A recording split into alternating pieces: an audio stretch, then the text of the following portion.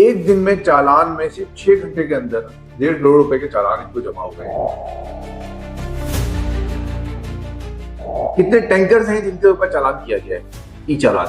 कितने डंपर्स हैं जिनको ई चालान किया गया है। कितने ट्रक हैं जिनको ई चालान किया गया है। कितनी बसें हैं, वो खचाड़ा बसें हैं जो रोडों पे दौड़ रही होती हैं, रेसें लगा रही होती हैं, उनका ई चालान किया गया है।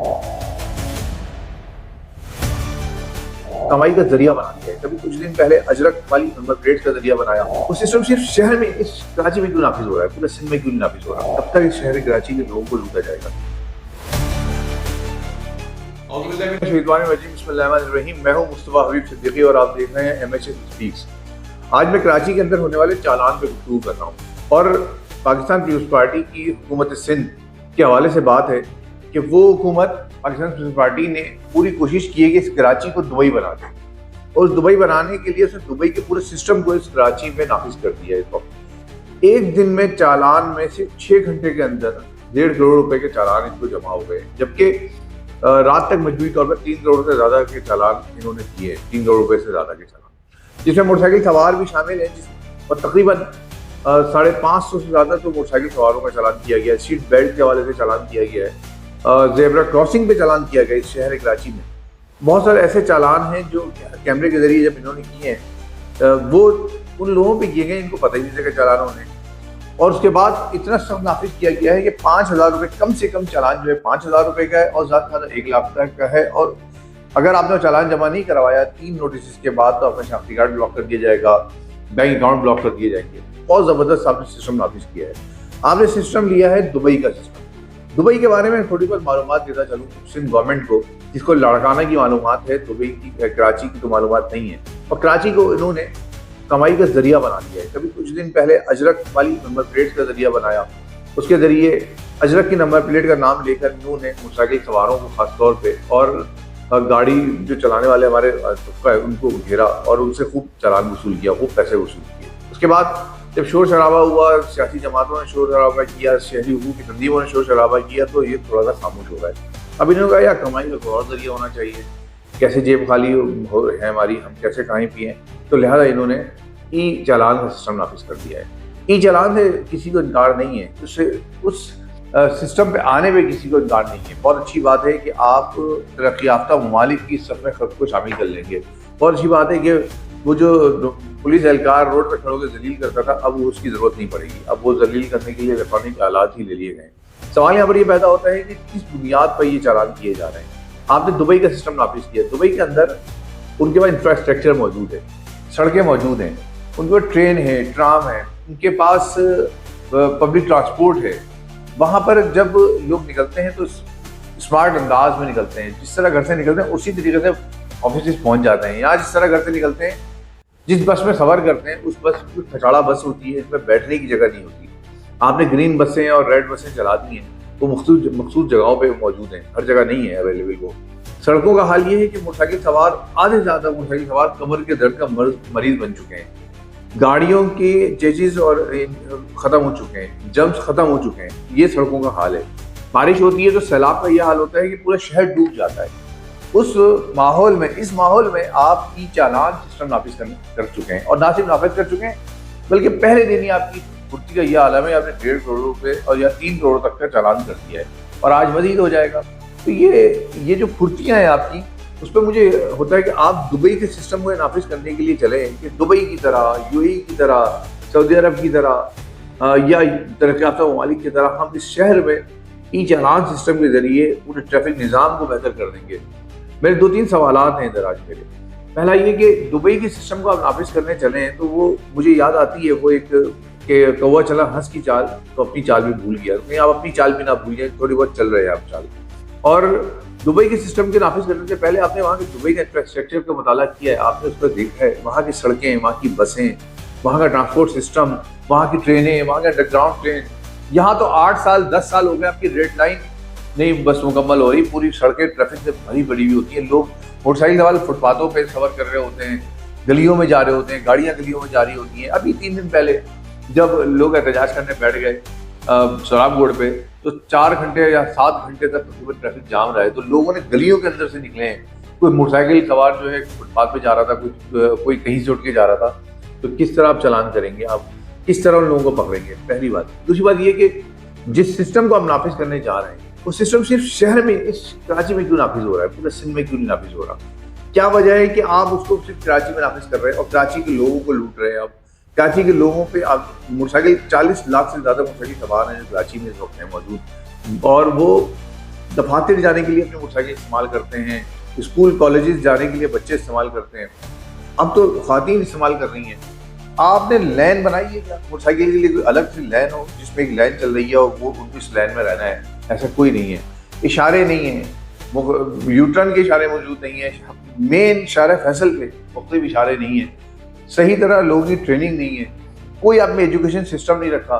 پہلے تو ہوتا یہ کہ لوگوں کو اویئر کیا جاتا ہے, لوگوں کو بتایا جاتا ہے میڈیا کے ذریعے, مختلف سیشنز کے ذریعے لوگوں کو بتایا جاتا ہے کہ یہ نافذ ہونے جا رہا ہے اور آپ نے اس پہ اس طرح عمل کرنا ہے, آپ نے اپنے یہ چیزیں بہتر کرنی ہیں. وہ آپ نے کیا نہیں ہے.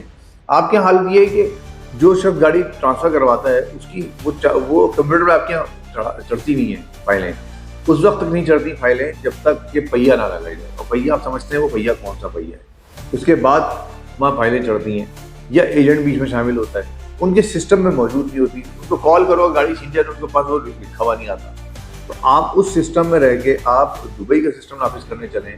کبھی آپ اجرک والی نمبر پلیٹ کے نام پہ لوگوں کو لوٹنا شروع کر دیتے ہیں اور لوگوں کو کھاتے ہیں. کب تک اس شہر کراچی کے لوگوں کو لوٹا جائے گا؟ کب تک اس شہر کراچی کے لوگوں کو صرف اور صرف کبھی قانون کے نام پر کبھی کسی اور نام پہ ذاتی کا شکار بنایا جائے گا؟ یہ شہر کے لوگ بہت مشکل سے, بہت اذیت سے زندگی گزار رہے ہیں. آپ 17 سال سے پیپلز پارٹی کی گورنمنٹ اس شہر پہ ہے, 17 سال, اور اگر کل اس کو دیکھا جائے تو 30-35 سال سے پیپلز پارٹی کی گورنمنٹ ایم کیو کے ساتھ مل کے اس شہر پہ قابض ہے, لیکن اس شہر کے لیے کچھ نہیں کر رہی. اس شہر میں نہ سڑکیں بنا رہی ہے, نہ ٹرانسپورٹ بنا رہی ہے, نہ تعلیم کا نظام دے رہی ہے, نہ صحت کا شعبہ بہتر کر رہی ہے. اور نافذ کیا کر رہی ہے؟ ٹیکسز نافذ کر رہی ہے, کبھی کسی حوالے سے ٹیکس, کبھی کسی حوالے سے ٹیکس. اس شہر کے لوگوں کو باغی بنایا جا رہا ہے, اس شہر کے لوگوں کو, نوجوانوں کو بغاوت میں اکسایا جا رہا ہے. اور میں نے پچھلے کل بھی ایک ویلاگ کیا تھا, اس میں ایک بات کہی تھی, اور مجھے آج بھی اس نظام کے نافذ ہونے میں بھی سازش کی بو نظر آ رہی ہے. اس شہر میں نہ جانے کیوں مجھے ایسا لگتا ہے کہ ایک مرتبہ پھر کوشش کی جا رہی ہے کہ کوئی فساد پیدا ہو, کوئی نسلی فساد پیدا ہو, کوئی جھگڑا پیدا ہو اس شہر کے اندر, اور اس کا نتیجہ یہ ہو کہ شہر میں آگ و خون کا کھیل دوبارہ سے جاری ہو جائے اور کچھ لوگوں کی سیاست چمک جائے. میں نے کل بھی اس بات کی نشاندہی کی تھی کہ کچھ خاص کہیں ایم کیو ایم کی جانب سے, آفاق احمد صاحب کی طرف سے, کبھی ایم کیو ایم کی جانب سے مہاجر لوگ کے محبت میں تڑپ کر بیانات آنے شروع ہو جاتے ہیں. پھر سندھ کی پیپلز پارٹی کی جانب سے سندھیوں کے لیے بیانات آنا شروع ہو جاتے ہیں, پھر سندھ کی جانب سے آنا شروع ہو جاتے ہیں. پھر دوسری بات, پھر ایسے قوانین, ایسے حالات پیدا کیے جاتے ہیں کہ لوگ غصے میں اپنے احتجاج کی وجہ سے باہر نکلیں, اور اس کے بعد وہ تصادم ہو جس کی طرف آپ لوگ کوشش کر رہے ہیں. لگتا ہے ایسا ہے, ہو سکتا ہے کہ میں بالکل غلط ہوں, لیکن محسوس یہی ہوتا ہے.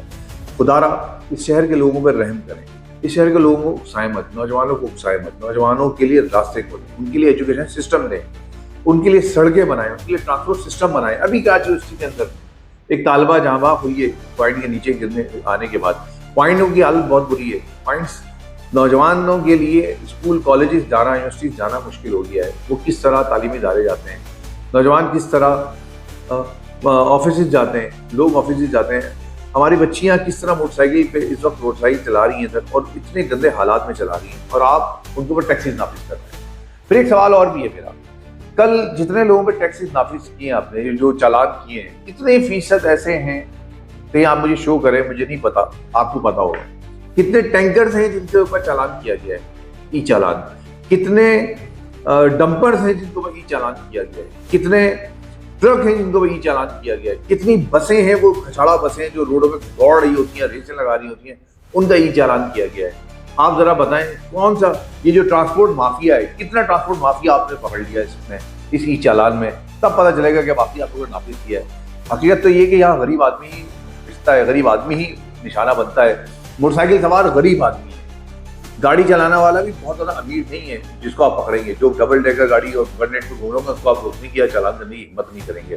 تو خدا را اس شہر پہ رحم کریں, اس شہر پہ پہلے انفراسٹرکچر دیں, پہلے سڑکیں دیں, پہلے ٹرانسپورٹ دیں, پہلے نظام تعلیم دیں, اس شہر کے لوگوں کو امن دیں, اس شہر کے لوگوں کو ڈاکوؤں سے, ڈکیتوں سے بچائیں. وہ جو آپ کا سیف سٹی تھا وہ آپ کا ناکام ہو گیا, जिसमें सेफ सिटी प्रोजेक्ट का आपका मकसद है कि जो जराइम हो रहा है उनको आप कंट्रोल करेंगे। तो हालत ये है कि उस सेफ सिटी में कैमरे में आ रहा होता है कि इतने मज़े से वो औरतों के कानों से जेवर छीन के भाग रहे होते हैं, दुकानें लूट रहे होते हैं, आपके कैमरों में आता है और उसके बाद सबको सब लोग देख रहे होते हैं। नहीं देखते तो कानून नाफिज करने वाले इदारे नहीं देखते। तो ये पुलिस एहलकारों का काम है, ये सिक्योरिटी इदारों का काम है कि पहले वो लोगों को तहफ़्फ़ुज़ दे, और ये गवर्नमेंट का काम है कि वो लोगों को इंफ्रास्ट्रक्चर दे। उसके बाद आप क़वानीन नाफिज करें। हम आपको अप्रिशिएट करेंगे कि ऐसे क़वानीन होने चाहिए जिसकी वजह से एक्सीडेंट की सूरत कम हो, और ऐसे क़वानीन होने चाहिए जो जदीद अंदाज में चालान के ज़रिए एक अच्छा निज़ाम दे सकें, ट्रांसपोर्ट सिस्टम दे सकें, एक अच्छा ट्रैफिक निज़ाम दे सकें, और वो जदीद दुनिया में हम कदम रखें। लेकिन उससे पहले आप खुदारा लोगों पर रहम करें और लोगों को उनका हक दें। मैं यहाँ आवाज़ उठा रहा हूँ, जो लोग कल ई चालान का शिकार हुए हैं, मैं चाहता हूँ कि वो भी अपने कमेंट में इजहार करें इस बात का। और इसमें सियासी पार्टियाँ भी हों, इसमें यह भी है कि वो ताजे बरादरियाँ सियासी पार्टी के लोग, उनको आपने ऑन बोर्ड नहीं लिया, उनसे क्या आपने मशावरत की है या उनसे कोई बात की है, उसके बाद ही नाफिज किया है, इस बारे में ज़रूर बताइएगा।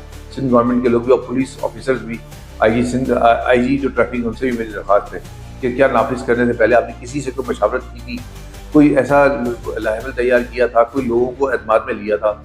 अगर लिया है तो बताइएगा। मेरे इल्म के मुताबिक तो कोई ऐसा काम नहीं हुआ, ना ही सियासी जमातों को एतमाद में लिया गया, ना ही शहरी हुकूक की तंजीमों को लिया गया, और ना ही किसी और हवाले से आपने एतमाद में लिया। तो लिहाजा इसको नाफिज करने से पहले ख्याल करें कि इस शहर के लोग वैसे ही बहुत मजलूम हैं और वैसे ही बहुत जुल्म का शिकार हैं। MH कश्मीर को शेयर भी कीजिएगा, सब्सक्राइब भी कीजिएगा और आवाज़ बनिएगा इस शहर के लोगों के लिए, इस मुल्क के लोगों के लिए। मेरे साथ मिलकर आवाज़ उठाइएगा। बहुत शुक्रिया। अल्लाह हाफ़िज़।